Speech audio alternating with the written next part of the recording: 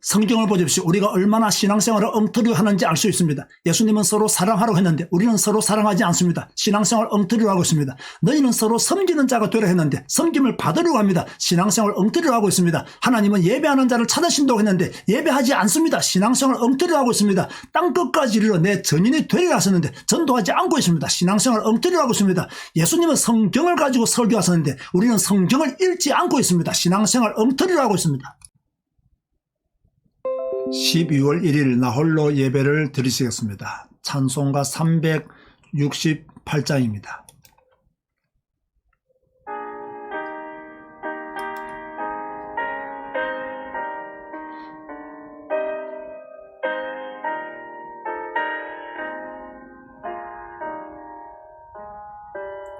주 예수여 은혜를 내려주사 곧 충만케 하옵소서.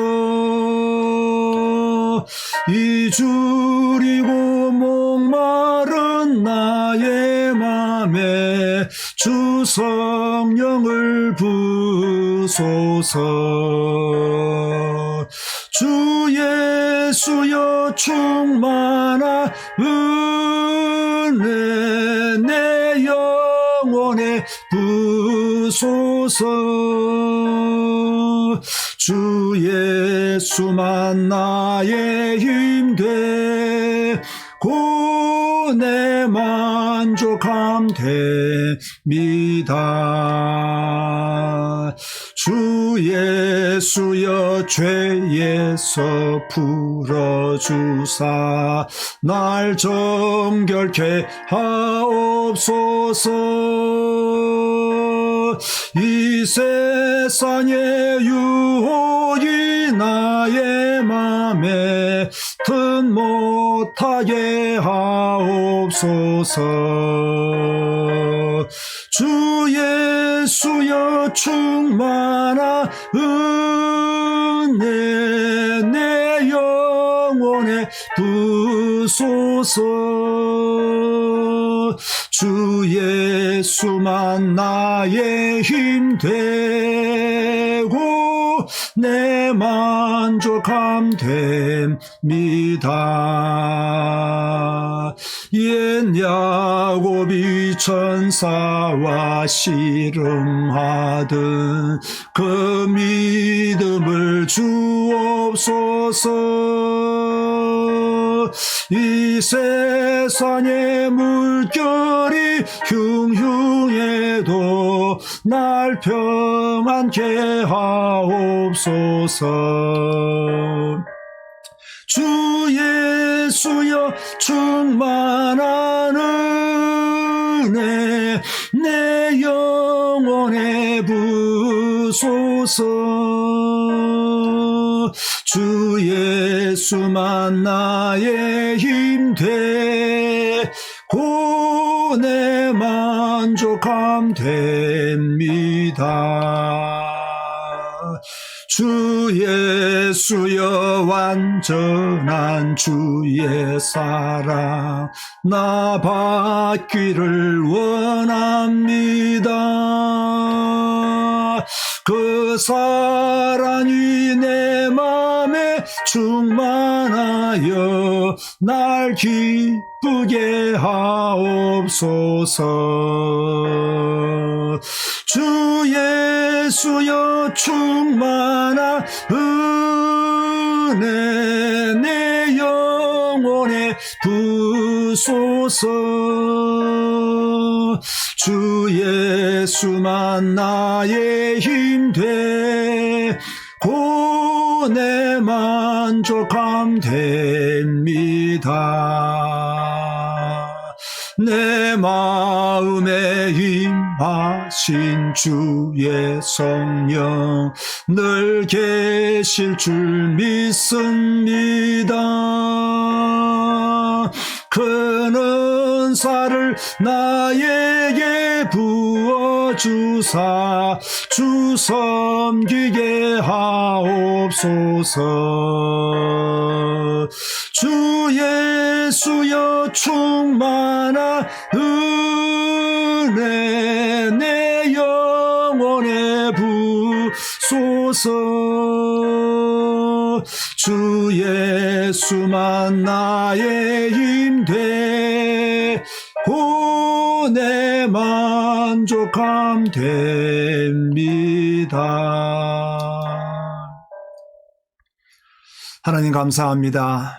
오직 주 예수만 내 만족감이 되기를 원합니다.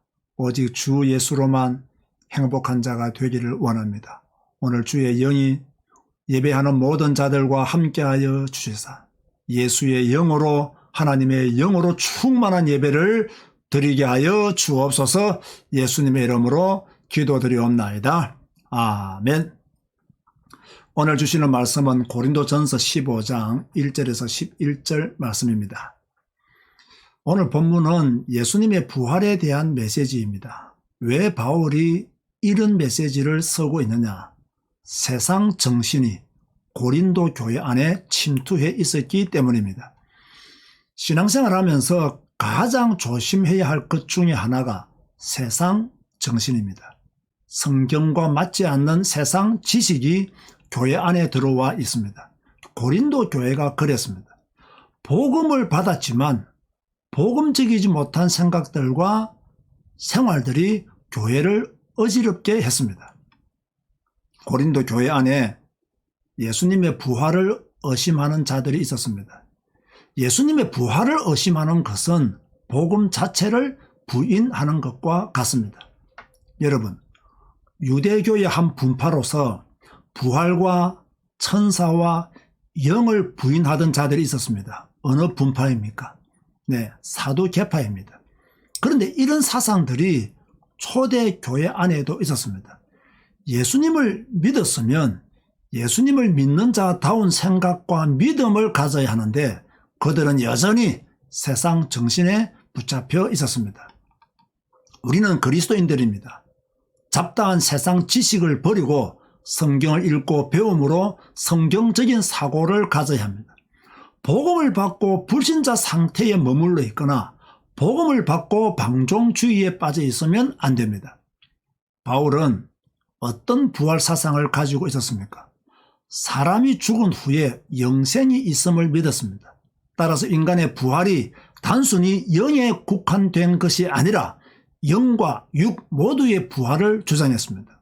그러나 몸의 상태는 신령한 몸으로 변화될 것이라 했습니다. 오늘 본문 1절을 보세요. 형제들아, 내가 너희에게 전한 복음을 너희에게 알게 하노니 이는 너희가 받은 것이요 또 그 가운데 선 것이라. 바울이 사용하는 복음은 구원을 말합니다. 2절을 보세요. 너희가 만일 내가 전한 그 말을 굳게 지키고 헛되이 믿지 아니하였으면 그로 말미암아 구원을 받으리라. 여러분, 복음을 다른 것과 비교하지 마십시오. 우리가 받은 복음은 완전한 것입니다. 우리를 구원하고 우리를 지키고 우리의 미래 문제까지도 충분히 해결하는 능력입니다. 그런데 고린도 교회는 복음을 세상 정신에 비교했습니다. 복음을 헬라 철학에 비교했습니다. 이것이 부활을 의심하게 된 계기가 되었습니다. 예수님은 성경대로 죽으시고 성경대로 다시 살아나셨습니다. 3절과 4절을 보십시오. 내가 받은 것을 먼저 너희에게 전하였노니 이는 성경대로 그리스도께서 우리 죄를 위하여 죽으시고 장사 지난 바 되셨다가 성경대로 사흘 만에 다시 살아나사. 복음의 내용은 예수 그리스도의 십자가와 부활입니다. 십자가와 부활이 없는 복음은 복음이 아닙니다.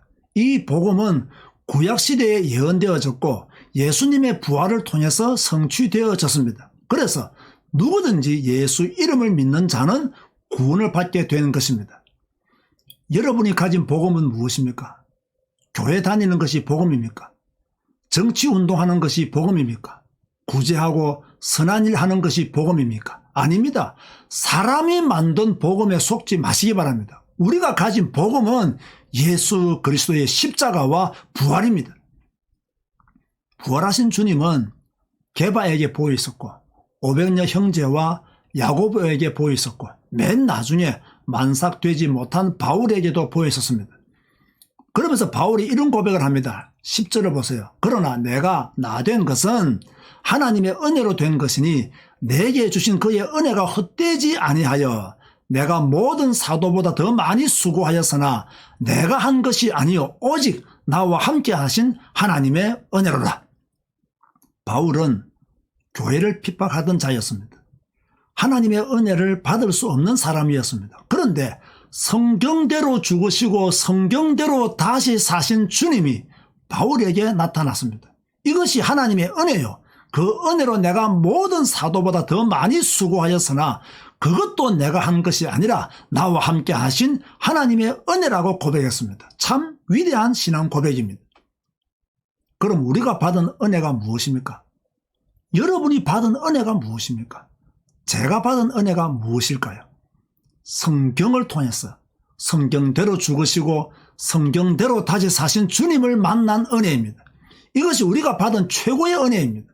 게바에게 보이시고 바울에게 보이신 주님이 성경을 통해서 우리에게도 보이셨습니다.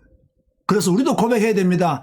내가 나 된 것은 하나님의 은혜로 된 것이니 당연히 복음을 위해 모든 수고를 해야 하며 수고하는 이 모든 것도 하나님의 은혜라고 고백해야 합니다.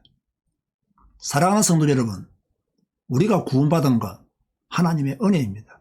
우리가 성경 읽는 것 하나님의 은혜입니다. 우리가 전도자의 삶을 사는 것도 하나님의 은혜입니다. 이 은혜에 빚진 우리는 오직 한 마음으로 주님을 바라보고 오직 그리스도의 영광을 위해서 온전한 믿음의 삶을 살아가야 될 줄로 믿습니다. 오늘 하나님의 그 크신 은혜에 큰 감동과 감사가 있는 예배가 되시기를 주님의 이름으로 축원드립니다. 주님 감사합니다. 오늘도 나 홀로 예배로 주님께 영광 돌리게 하시니 감사합니다. 오늘은 바울의 신앙 고백처럼 모든 것이 하나님의 은혜임을 고백합니다. 성경대로 죽으시고 성경대로 다시 사신 주님께서 바울에게 나타나시고 성경대로 죽으시고 성경대로 다시 사신 주님께서 우리에게 나타나 주셔서 예수가 그리스도임을 믿게 하여 주시니 진실로 감사를 드립니다. 우리는 죽도록 충성해도 이 모든 것이 하나님의 은혜임을 고백할 수밖에 없습니다. 겸손하게 주님을 섬기게 하시고 겸손하게 주님의 길을 걸어가게 하여 주시고 주님이 당한 핍박과 환난도 받게 하여 주시사 주님의 영광 우리를 통해서 나타나게 하여 주옵소서. 오늘도 예배하는 모든 현장에 하나님의 통치가 일어나게 하여 주옵소서. 예수님의 이름으로 기도드리옵나이다. 아멘. 지금은 우리 주 예수 그리스도의 은혜와 하나님의 사랑과 성령님의 교통하심이 예수님의 부활과 십자가와 예수님의 온전하신 역사를 믿으며 모든 것이 하나님의 은혜임을 고백하며 주님 가신 길을 걸어가기를 다짐하는 주의 성도들 머리 위에 지금부터 영원까지 항상 함께 있을지어다. 아멘. 오늘 저녁 9시에 성경 읽기 방송으로 다시 찾아뵙겠습니다. 감사합니다.